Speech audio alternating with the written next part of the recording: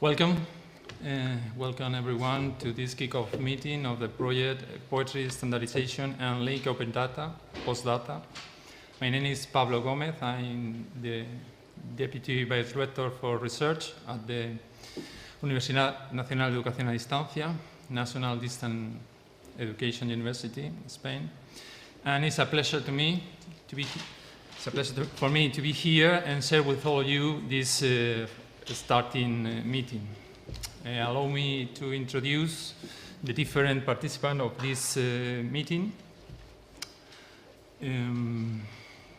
First of all, Mrs. Adela Ruiz Cabeiro, Project Officer, is a member of the European Research Council Executive Agency, and is going to talk us about the project rules and regulation, as you can see in the agenda for this meeting. Dr. Elena González Blanco García, Professor Assistant of the Departamento de Literatura Española y Teoría de la Literatura, on my right. She's ERC Principal Investigator of this project. And between the, welcome all the members of the team. Between them, I want to introduce Mara Manelescu, Project Manager, on my far right. So, thank you all for coming. This project represents an important innovation in the field of digital humanities. The idea is to create a tool based on semantic web technologies. This tool is going to allow us to analyze, classify, and publish digital editions of poems in different languages. This has been founded by the European Research Council with a starting grant. It is a highly competitive, as you will know, highly competitive program that selects research projects using one criterion: the scientific excellence of the research and the project. So this means an international recognition, not only for the grantee, but also for the university, for the host institution. We are proud to host this project at our university, and we will support. We will provide the required support for the development of this project. So before handing over to Mrs. Adela Ruiz, I would like to congratulate to Dr. Elena González for the grant, and I would like to wish you a very successful development of this project. So that's it. Thank you, and Adela, please. Thank you. Hola, buenas tardes.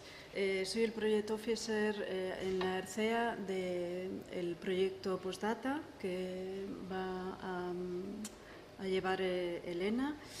Voy a ver si puedo poner mi presentación. La voy a hacer en inglés, porque la tengo en inglés y me cuesta un poco traducir todo. Pero si tenéis preguntas en español no hay problema.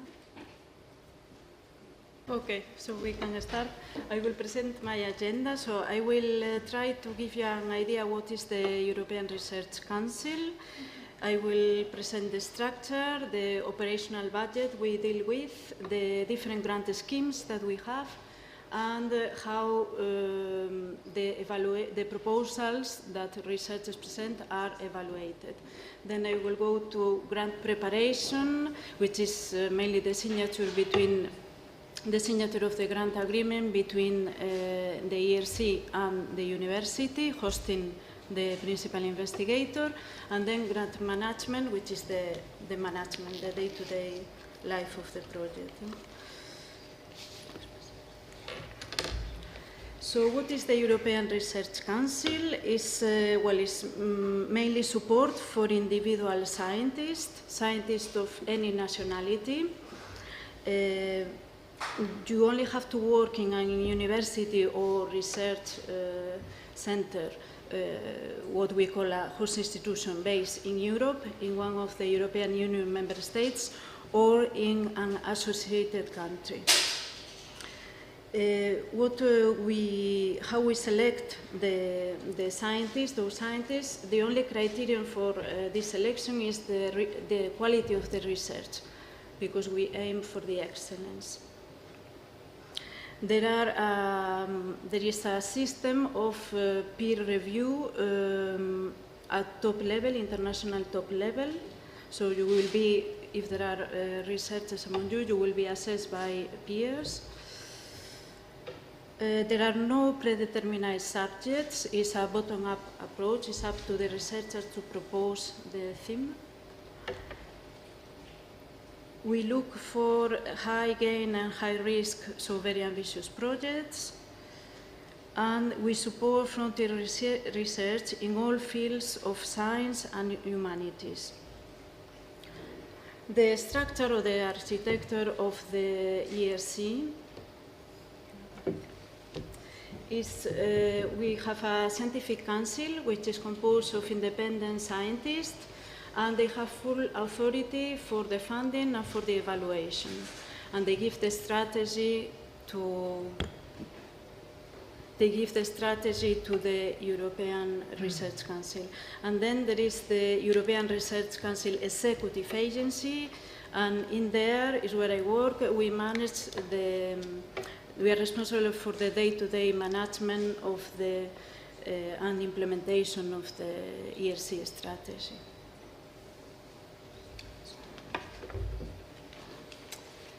I will show you a bit how is the budget that we operate with. As you can see, during the last 14 years, we have dealt with more or less 20 billion euros, but this was taking into account also previous framework program for research of the European Union, which was FP7. And now we have this new program called Horizon2020. I'm sure you heard about it. And this from 2014, when the project started, to 2020, when the project will end. The budget of the project will be 80 billion euros, and the ERC will be managing 17%, which is more or less 13 billion euros during the whole duration of the project. So it's a big budget.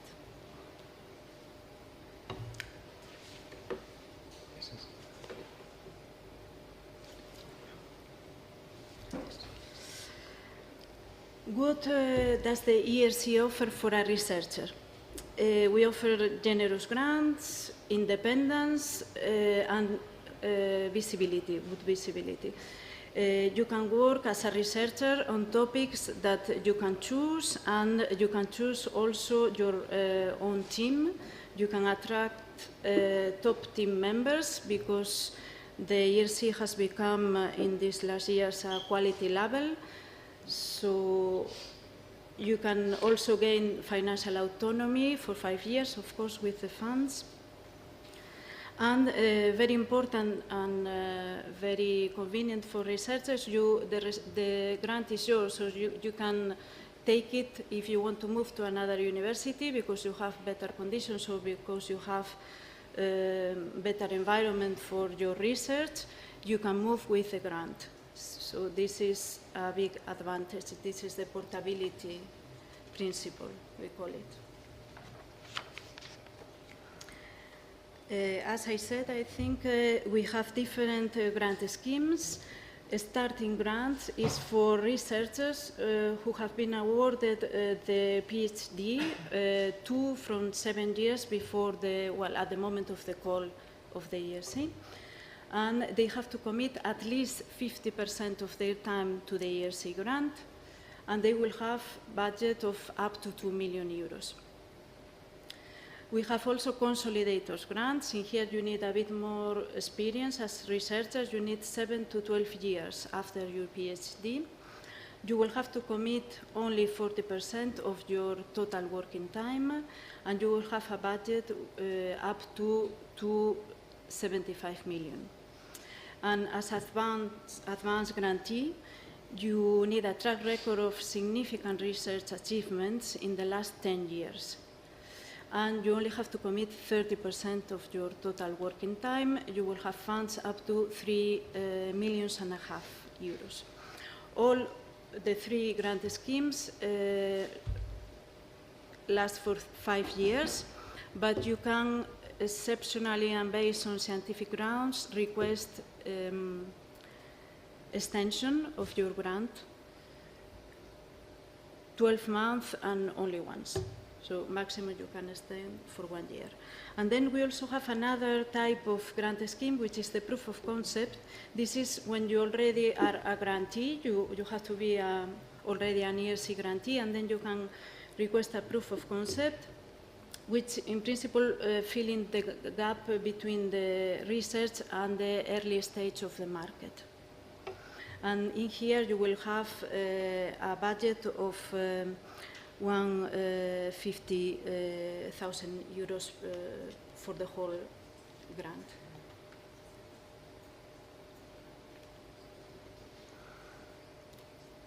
In here you have the indicative summary of main calls for this year and next year, 2016-2017. As you can see, there is more or less, there is 1 call per year per grant scheme. And normally you have, between the publication of the call and the deadline for presenting your proposal, you have more or less 3 months.